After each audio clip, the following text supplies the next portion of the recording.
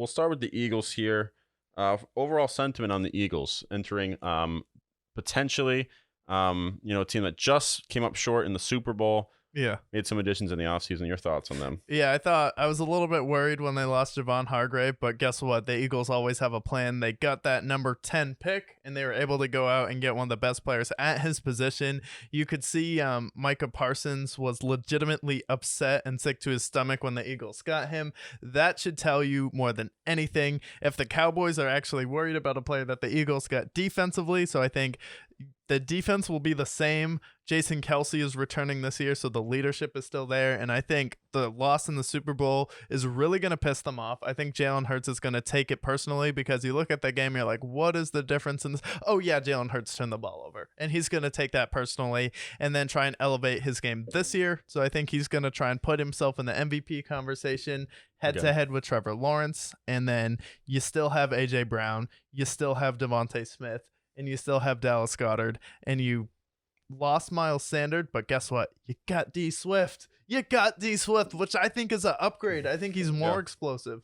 Yeah, I would agree. And they also got Rashard Penny from the Seahawks. Underrated backup, to be honest. Yeah, so we just spent 10 minutes explaining everything wrong with the Giants, and now we're going to tell you why the Eagles are, really good last year and going to be good again this year. Well, they start their season Sunday, week 1 at New England.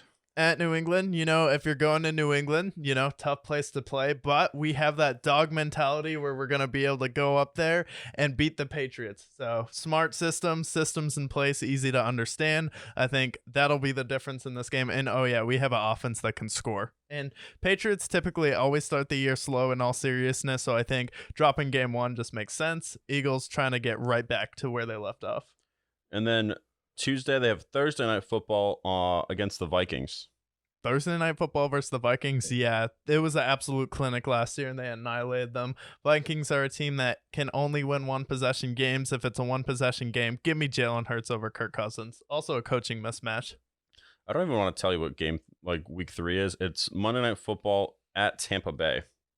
Oh. Baker Mayfield versus Why is Jalen. that Monday Night Football? Why would you put the Bucs there?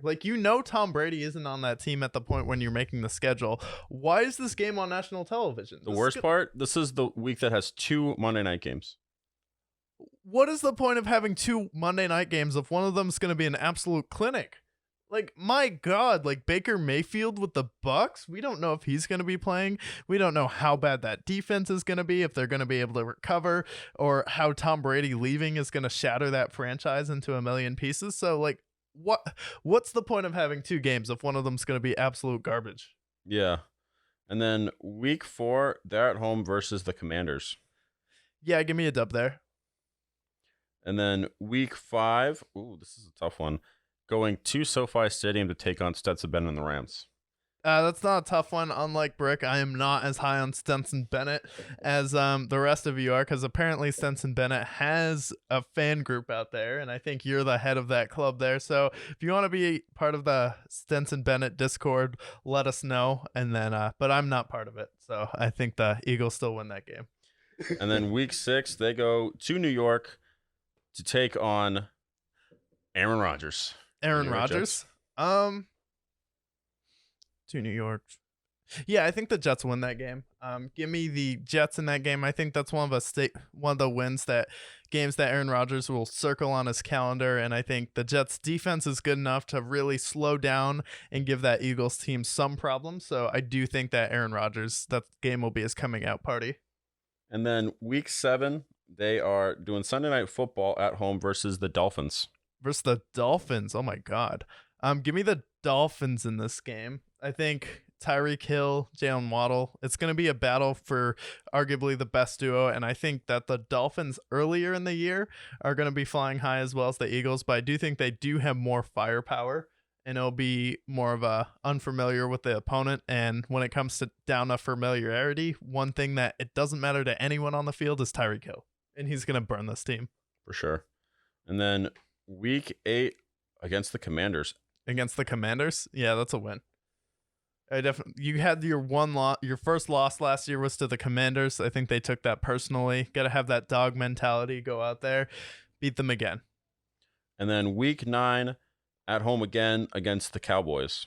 At home again versus the Cowboys. You had the Eagles winning that game. We have them splitting with the Cowboys, so I'll stick with that. 7-2. 7-2. And then week 10 is a bye, but then they go Monday Night Football at Kansas City in Arrowhead. This is a revenge game, and I think one thing the Chiefs have shown is they really don't care about those games in the regular season, a la they've lost to the Bills the past 2 years. So that's why I'm going to have the Philadelphia Eagles going in there and winning. This game means more to the Eagles than it does to the Chiefs, because even if the Chiefs lose the game, they'll be like, yeah, but we still got that ring, baby. True. And then tough schedule upcoming. Week 12 at home versus Buffalo. At home versus Buffalo. Ooh. I like them at home versus Buffalo. I think the Eagles are a more complete team, and I think Nick Sirianni's definitely a better coach than Sean McDermott. So I think the Eagles, one team that doesn't have dog mentality is the Buffalo Bills. So if it's dog mentality going up against, I don't know what the Bills have, but it's not that. So I'll go with the Eagles. And then week 13 against the 49ers. Against the 49ers? At home. At home? Yeah, I think that's a game where they heard the noise. Quarterback got hurt in Brock Purdy and Trey Lance, and they're like, man, people still think we would have lost to the Niners, or they think the game was up for a debate. Like, let's go at this team, show them who's boss, and go out there and get a win, because that's your biggest rival probably in the NFC when Purdy and Lance are fully healthy, and you're probably going to be eyeing seeding as well if there's a tiebreaker. So you have the Eagles winning that game? I do. And then week 14 at Jerry World, Sunday Night Football. Yep, you had the Cowboys winning that game, so I have to stick with that. And then week 15 at Seattle. At Seattle? I'll have Seattle winning that game. I think Seattle's definitely a tough place to play, especially on the road. And I think Seattle's going to have a lot of firepower this year. I think they're one of the teams, like, they were really good last year, but people are kind of ready to write them off this year. But they went out there, got talent on defense in the draft, went out there, got an elite receiver in the draft as well. Kenneth Walker, another year under his belt. DK Metcalf, another year bonding with Geno Smith. And then on Christmas, at home versus the lowly Giants. I mean, the Giants just suck, right? Yeah. I mean, the Giants are terrible. So I think that the Eagles will be able to go in there, take all their presents, and then it won't even matter. It's like, no, I'm going to take your presents. This is bad Santa, whatever you want to call them. Scrooge. I think they'll be doing the world a favor, so I actually think they're better than Scrooge. I think the Giants are actually Scrooge. So yeah, Eagles go in there, take all the presents, and then leave a house full of coal. And then New Year's Eve, a lot of aspirations. What's my New Year's resolutions? They get to take on the lowly Cardinals. Next. And then to end the season, they get to end it again, going back to New York after stealing all their presents on Christmas, coming back home week 18. Yep, and you had them being the Giants both times, and it wasn't even close last time. Did you see the playoff game they played versus the Giants? Pathetic.